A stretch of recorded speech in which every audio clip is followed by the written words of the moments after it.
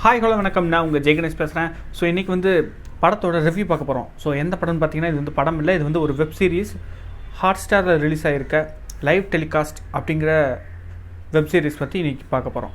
So இந்த web series வந்து நான் பார்த்து முடிச்சுட்டேன். இதோட ரிவ்யூ எப்படி இருக்குன்னு இந்த வீடியோவில் பார்க்கலாம். வாங்க வீடியோக்கு போகலாம். நான் உங்கள் ஜெய்கணேஷ்.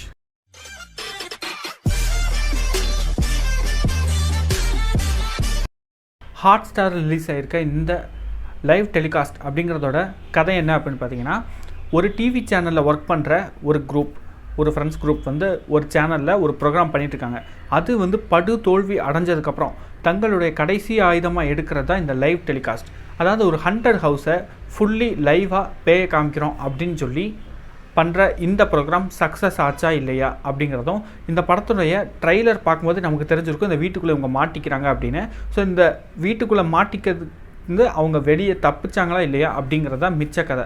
ஸோ எப்பயுமே வர்ற அதே டெம்ப்ளேட்டில் இருக்குதுங்க இந்த கதை, காஞ்சனா படம் மாதிரி. ஸோ அதே மாதிரி தான் இதுலேயும் சில ஃப்ளாஷ்பேக் இருக்குது. அவங்களே கூட இந்த படத்தில் சொல்லிடுறாங்க இந்த வெப்சீரிஸில், இது வந்து ஏற்கனவே வர்ற ஒரு சாதாரண கதை தாங்கிற மாதிரியும். அவங்களே இதை வந்து நிறையா தடவை டூப்ளிகேட்டாக க்ரியேட் பண்ணி நமக்கு காமிக்கிறாங்க, ஒரு ஜெராக்ஸ் மாதிரி. அதுக்கப்புறம் சில விஷயங்கள் உண்மையாகவே நடக்குது. ஸோ இந்த ட்ராவலிங், இந்த டூப்ளிகேட் அப்புறம் ஒரிஜினல், டூப்ளிகேட் ஒரிஜினல் அப்படிங்கிறது ரொம்ப அழகாக இருந்துச்சு, ரொம்ப இன்ட்ரெஸ்டிங்காக இருந்துச்சு பார்க்குறதுக்கு. ஸோ இந்த படத்தில் இன்னொன்று என்ன ப்ளஸ்ஸெல்லாம் இருக்குது, என்ன மைனஸ்லாம் இருக்குது அப்படின்னு சொல்லி வாங்க பார்க்கலாம். ஸோ இந்த லைவ் டெலிகாஸ்ட் வெப் சீரிஸ் பார்த்தீங்கன்னா 7 பார்ட்டாக பிரிச்சிருக்காங்க. ஃபஸ்ட் இதில் யாரெல்லாம் நடிச்சிருக்காங்கன்னு சொல்லி பார்க்கலாம். ஸோ காஜல் அகர்வால் வந்து இந்த டீமோட டேரக்டராக இருக்காங்க, ஹெட்டாக இருக்காங்க. ஸோ இவங்களுக்கு வந்து ஜோடியாக ப்ரப்போஸ் பண்ணுற சீனில் கூட வருவார் அஸ்வின். ஸோ அவரும் பார்த்திங்கன்னா இந்த படத்தை நல்லா பண்ணியிருக்காரு. பட் காஜல் அகர்வாலோட ரோல் எப்படி இருந்துச்சு அப்படின்னு பார்த்தீங்கன்னா, கண்ணில் திமிர், அந்த மாதிரி கொஞ்சம் திமிர் பிடிச்ச கேரக்டர். எப்பயுமே தம் அடிச்சிட்டே இருப்பாங்க, எப்பயுமே கெட்ட வார்த்தை பேசிட்டே இருப்பாங்க. இதுதான் காஜல் அகர்வாலோட கேரக்டர். ஸோ அதுக்கப்புறம் டேனி பார்த்தீங்கன்னா சூப்பராக நடிச்சிருந்தாருங்க. ரியலாகவே என்ன சொல்கிறது, அந்த பேய் கெட்டப்பாக இருக்கட்டும், நார்மலாக அந்த ஆங்கரிங்காக இருக்கட்டும், அவர் வந்து ஷோவில் பண்ணும்போது மொக்கையாக இருந்தாலும் அந்த ஹண்டட் ஹவுஸில் அவர் பண்ணுற ஆங்கரிங் வந்து ரொம்ப நல்லாவே இருந்துச்சுங்க. அது ஸோ படத்தோட ப்ளஸ் பாயிண்ட்ஸ் என்னென்னு சொல்லி பார்ப்போம். படத்தில் இருக்கிற கதை ஏற்கனவே இருக்கிற கதையாக இருந்தாலும் திரைக்கதையில் சில சுவாரஸ்யங்கள் சின்னதாக காட்டி கொஞ்சம் நம்மளை திருப்திப்படுத்திருக்காங்க அப்படின்னு சொல்லலாம். ரெண்டாவது ப்ளஸ் பாயிண்ட் என்னென்னு பார்த்தீங்கன்னா, இதில் நடிச்சிருக்கவங்க காஜல் அகர்வால், வைபவ், கயல் ஆனந்தி, அப்புறம் அங்கங்கே பேயா நடிக்கிறவங்க, அவங்கெல்லாம் கொஞ்சம் நல்லா நடிச்சிருக்காங்க. அதே நேரத்தில் சில சீன்ஸ் வந்து ரொம்ப ட்ராமாட்டிக்கலாக இருக்கிறது படத்துக்கு ஒரு மைனஸ் பாயிண்ட்டாக இருக்குது. ஸோ மைனஸ் பாயிண்ட் வந்து நம்ம அப்புறம் பார்ப்போம். ஸோ இந்த 3 பேர் வந்து சூப்பராக நடிச்சிருக்காங்க. அதுக்கப்புறம் இன்னொன்று என்னென்னு பார்த்தீங்கன்னா ஃப்ளாஷ்பேக். ஸோ எல்லா பேய் படத்துலையுமே ஒரு ஃப்ளாஷ்பேக் இருக்கும். இந்த படத்தில் இருக்கிறது கொஞ்சம் டச்சிங்காகவும் கொஞ்சம் டிஃப்ரெண்ட்டாகவும், அதுவும் எந்த இடத்துலங்கிறது ரொம்ப முக்கியம். கடைசியாக அது இருக்கிறதுனால அது வந்து கொஞ்சம் டிஃப்ரெண்ட்டாக இருந்துச்சு.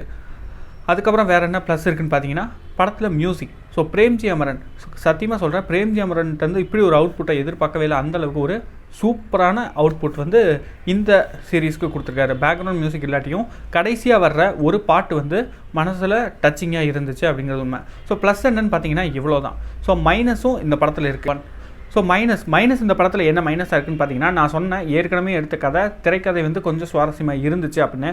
மைனஸ் பாயிண்ட்டும் அதே தான். திரைக்கதையில் சில இடங்கள் சுவாரஸ்யமாக இருந்தாலும் சில இடங்கள் நகராத மாதிரி ஒரு ஃபீல் இருக்குது. அது மட்டும் இல்லாமல் 1, 2, 3 இந்த 3 சீரீஸையும் பார்க்காம 4லேருந்து 7 அல்லது ஃபஸ்ட்டு 2 விட்டுருங்க, 3, 4, 5, 6, 7 இதை மட்டும் பார்த்தீங்கன்னாலே எந்த ஒரு டிஃப்ரென்ஸுமே தெரியாது. அதுக்கப்புறம் பார்த்தீங்கன்னா படத்தில் இருக்க தேவையில்லாத சீன்ஸு, அங்கங்கே வந்து தேவையில்லாத மூட நம்பிக்கைகளை வச்சு நமக்கு வந்து ஒரு க்யூரியாசிட்டியை க்ரியேட் பண்ணியிருந்தாலும் அதுக்கான சரியான விளக்கங்களை அவங்கள கொடுத்தீங்களான்னா இல்லை. எக்ஸாம்பிளுக்கு ஒன்று சொல்கிறேன் பாருங்கள். முக்கியமாக அந்த வெப் சீரிஸில் நடித்த சின்ன பையன் வைபவை பார்த்து அப்படின்னு செஞ்சுட்டே இருப்பான். பட் உண்மை என்னென்னா, இந்த மாதிரி இந்த பையன் ஏன் செஞ்சான் அப்படிங்கிறதுக்கான எந்த விளக்கமுமே இந்த படத்தில் கொடுக்கல. அதெல்லாம் வந்து ஒரு மைனஸ் பாயிண்ட்டாகவே இருந்துச்சு.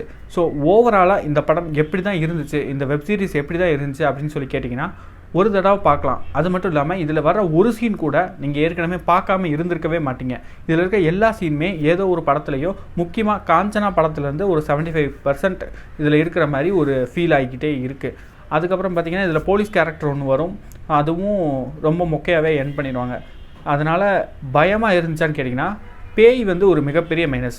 அதாவது பேய் பார்த்தீங்கன்னா ஜோம்பியோட மேக்கப் போட்டு விட்ட மாதிரி ஒரு ஃபீல் இருந்துச்சு. ஸோ அதை பார்த்து யாருக்கு இங்கே பயம் வருதுன்னு கேட்டிங்கன்னா யாருக்குமே இல்லை. அதை விட இன்னொரு மைனஸ் பாயிண்ட் என்னென்னா, அந்த பேயை மண்டையில் அடித்தோடனே அந்த பேய் போயிடுது நிறைய பேத்துக்கு. ஸோ பயமே நமக்கு வர மாட்டேங்குது. பேய் யாரையும் கொள்ளாது, பேய் வந்துச்சுன்னா யாரோ அந்த மண்டையில் அடிச்சு விட்டு துரத்திடுவாங்க அப்படின்ற ஒரு ஃபீல் தான் வருது. ஸோ பிளா பிளா பிளா பிளா பிளா.